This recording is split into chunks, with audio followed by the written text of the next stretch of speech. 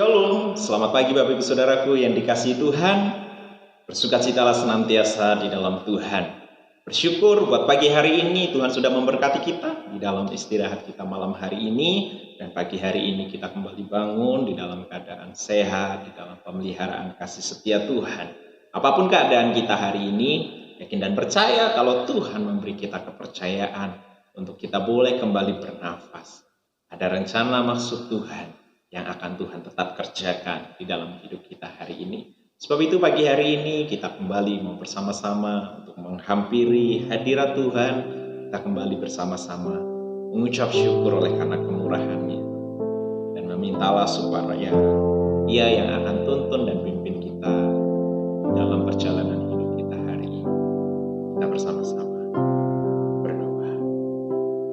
Bapa di surga yang kami sembah, kami kenal di dalam nama Tuhan Yesus Kristus. Kami datang di hadirat-Mu pagi hari ini Tuhan, menghampiri tahta kudus-Mu, tahta suci, untuk memuji, menyembah-Mu, mempermuliakan nama-Mu. Kami bersyukur buat pagi hari ini. Bertahtalah di hati dan hidup kami. Apapun keadaan kami hari ini, ketika Engkau berjalan bersama dengan kami,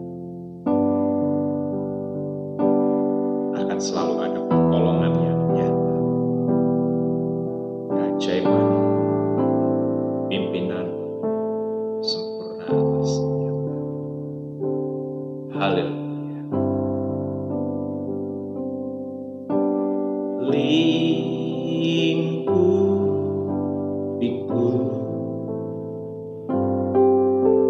dengan sayap, katakan naungi, naungiku, haleluya, dalam kuasa-Mu. Di saat badai bergelora, ku akan terbang bersama-Mu. Bapa Kau Raja atas semesta, ku tenang sebab Kau Allahku. Lebih lagi kita katakan dari awal pujian, akan lingkupiku dengan sayap. Lingkupiku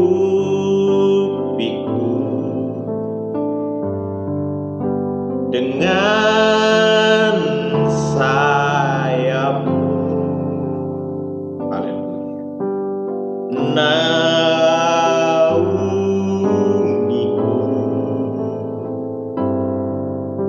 dalam kuasa-Mu.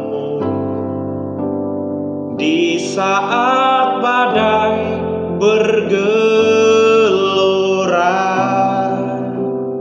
ku akan terbang bersama-Mu. Bapa Kau Raja atas semesta, ku tenang sebab Kau Allahku. Di saat badai bergelora, ku akan terbang bersama-Mu. Bapa Kau Raja atas semesta,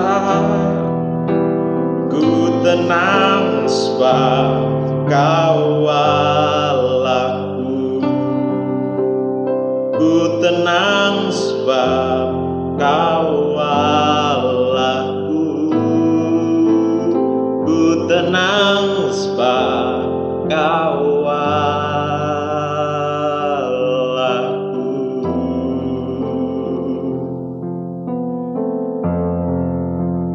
Ku tenang Engkau yang pimpin jalan hidup kami Tuhan. Ku tenang sebab Kau sertaku. Sekalipun badai kehidupan bergelora di dalam hidup kami,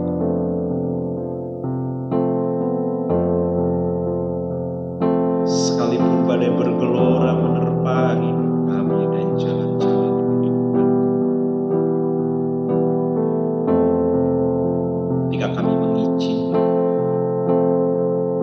untuk tetap berdiam diri di bawah naungan kepak sayap, kedamaian dan ketenangan, itulah yang kami rasa. Sebab kami melihat kuasa yang hebat, pribadi yang dahsyat itu menyertai setiap jalan kami. Kepada siapa kami harus tahu? Karena Kau yang selalu menuntun setiap langkah-langkah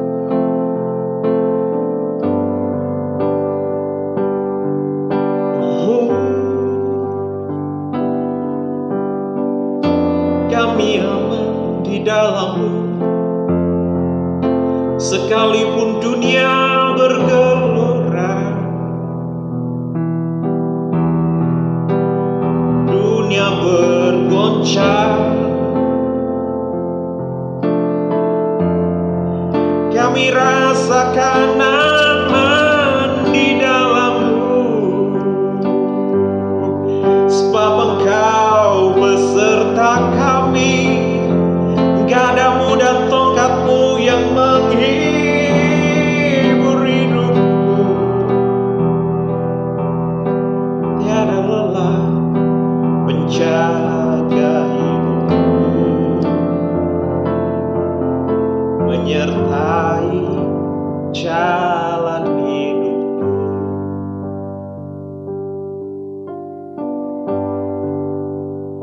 Di saat badai bergelora, ku akan terbang bersama-Mu. Bapa Kau Raja atas semesta, ku tenang sebab Kau Allahku. Di saat badai bergelora, ku akan terbang bersama-Mu. Bapa Kau Raja atas semesta, ku tenang sebab Kau Allahku.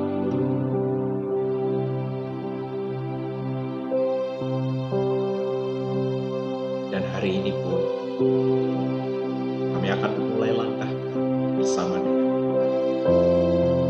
Kami akan menjalani hari ini bersama dengan Engkau Allah yang hidup.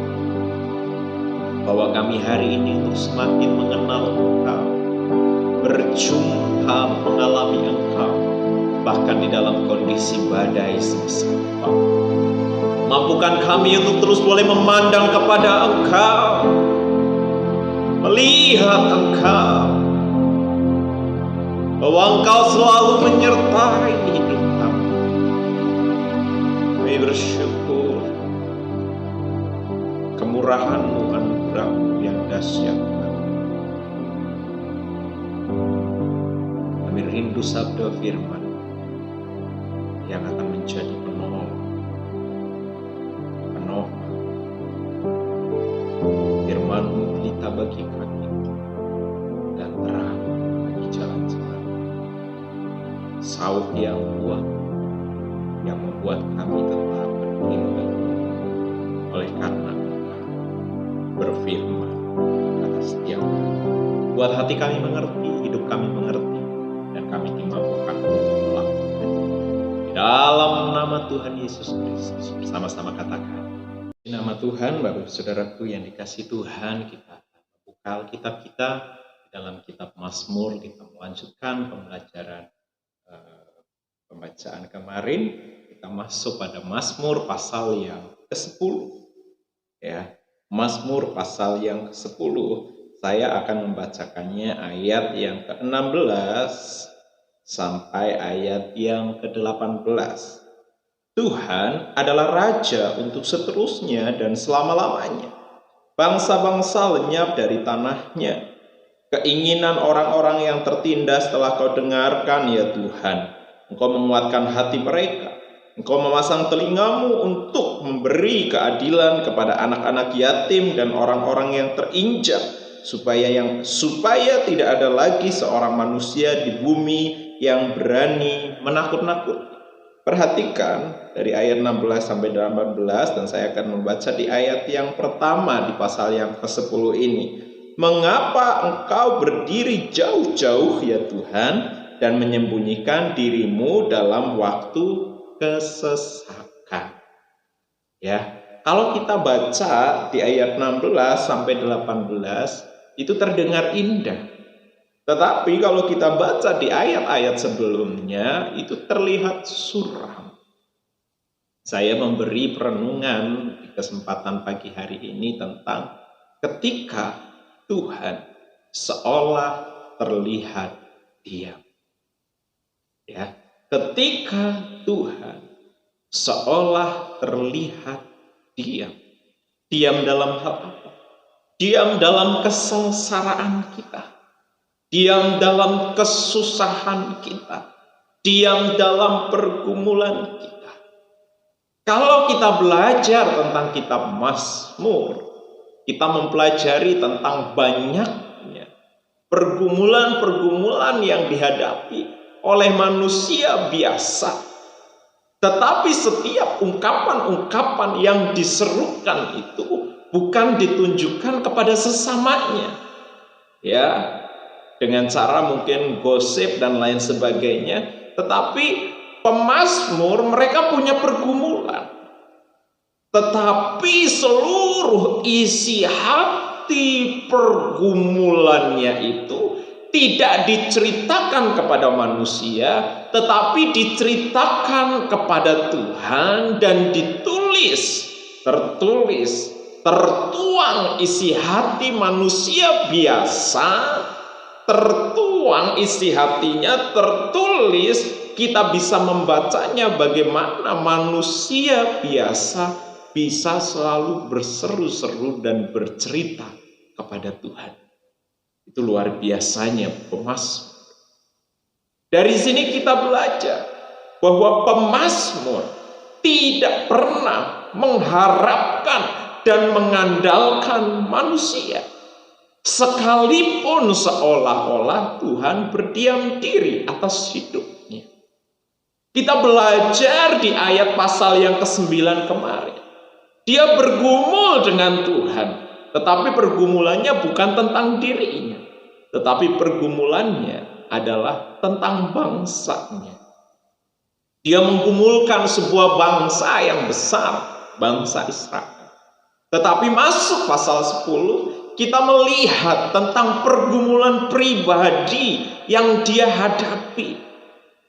Seolah-olah Tuhan tidak bergerak atas setiap seruannya, atas setiap doa-doanya, atas segala pengaduan-pengaduannya. Sekian lama ia bergumul dengan hidupnya, melihat bagaimana orang-orang fasik berperilaku, melihat bagaimana orang-orang tidak memperdulikan Tuhan.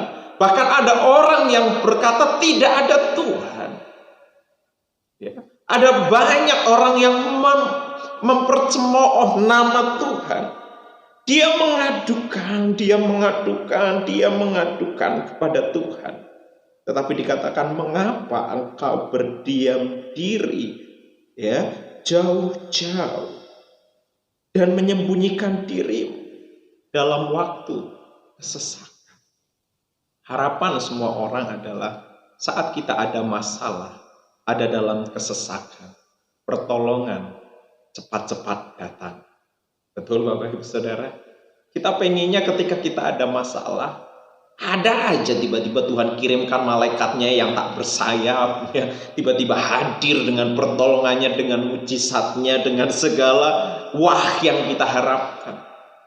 Tetapi apakah kita tetap bisa bertahan dan tetap percaya kepada Tuhan sekalipun seolah-olah Tuhan berdiam diri ketika badai besar datang? Ada saatnya, seorang penulis buku berkata bahwa ada saatnya Tuhan meneduhkan badai ketika anak-anaknya berseru. Tapi ada saatnya Tuhan meneduhkan hati anaknya dan membiarkan badai tetap ribut. Maksudnya apa Bapak Saudara? Persoalan, permasalahan yang datang dalam hidup kita, Tuhan izinkan terus silih berganti. Kalau kita kembali hubungkan dengan pasal yang ke-9, adalah supaya kita bisa mengenal Tuhan. Pengenalan yang dimaksud adalah pengenalan dalam pengalaman dengan Tuhan. Daud mengerti betul, kenal betul bagaimana Tuhan yang dia ikuti. Sekalipun Tuhan seolah-olah berdiam diri, dia tetap berseru, dia tetap mendesak, dia tetap mendekat kepada Tuhan. Dan dia melihat bahwa memang dia Tuhan yang maha tinggi.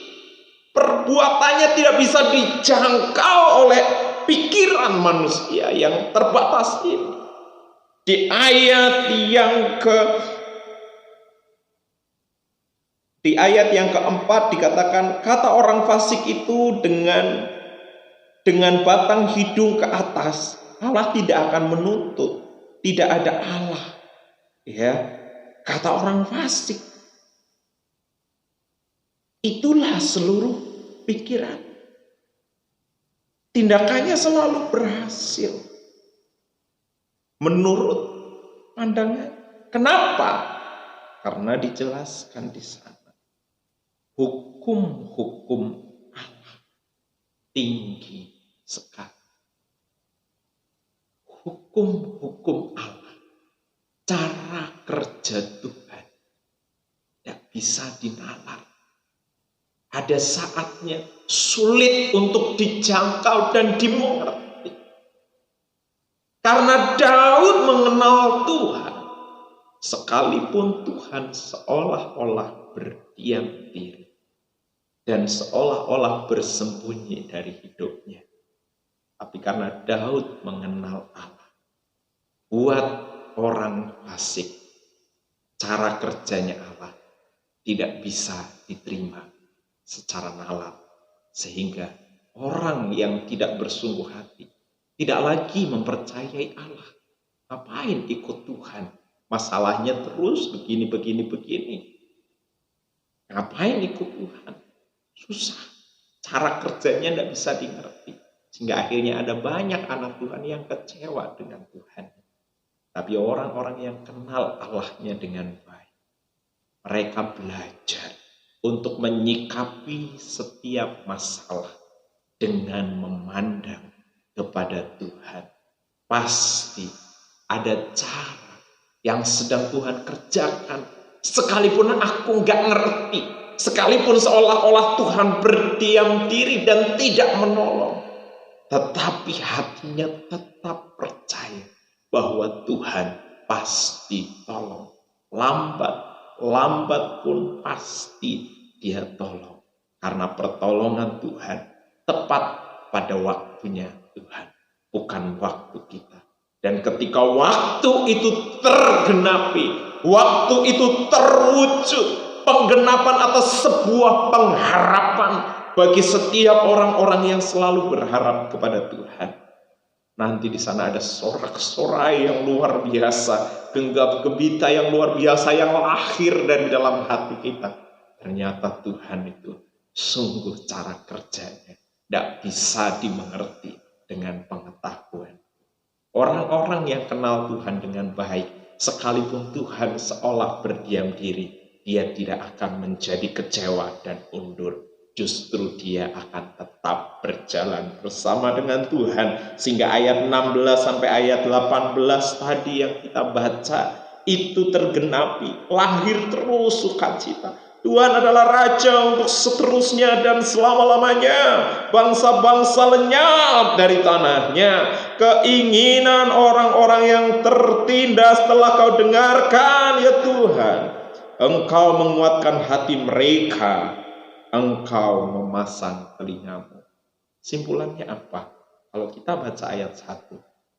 Kalau kita nggak kenal Tuhan, udah undur.